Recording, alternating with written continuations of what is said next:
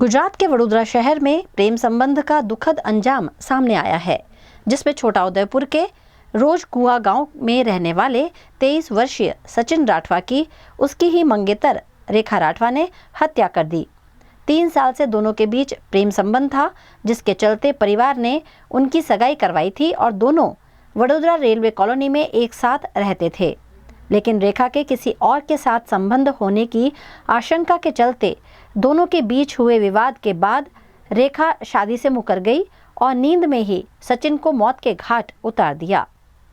इस मामले एसएसजी अस्पताल में किए गए पोस्टमार्टम में मामले का खुलासा हो गया है, जिसके चलते परिजनों ने मामले में न्याय मांगा है। અમે ગામડે હતા ને એ આગલા દિવસે સાંજે 5:30 ની ટ્રેનમાં આવ્યો અહીંયા એને બંને જણ જોડે આવ્યા હતા ત્યાંથી મેં એમને ભાડાને બી પૈસા આપીને મારા છોકરાને ને એ લોકોને ત્યાંથી ટ્રેનમાં બેહાડ્યા અને આમ ખુશીથી આવ્યા ત્યાં એમને ઘરે બધું કામ પતાવી આપીને આવ્યા અને સવારે નોકરી તેમ કરીને અહીંયા આવતા રહ્યા સવારે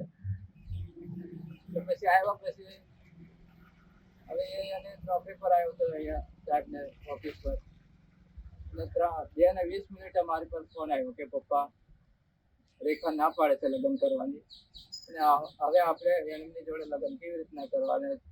એ બધા ઓર્ડરો આપેલા હતા લગ્ન માટેની તૈયારીના ડીજે ના બધા તો કે એ લોકો કેન્સલ કરાવી દીધો અને રેખાને ફોન કરી દીધો રેખાને મેં તૈયારીમાં ફોન કર્યો 2-3 વાર કર્યો તો રેખાએ મારો ફોન જ નહીં ઉપાડ્યો પછી છોકરાનો કોઈ મને જવાબ નહીં મળ્યો 4 વાગ્યા 4 ને 4:15 રેખાએ મને જણાવ્યું પછી કે પપ્પા સચિન ઊંઘેલા તેવા જાગતા નહીં કે એ હું થયું ને ખબર નહીં કે મેં જગાડું પણ જાગતો જ નહીં એવું કીધું અને તમે જલ્દી આવો આટલું જ મને કીધું।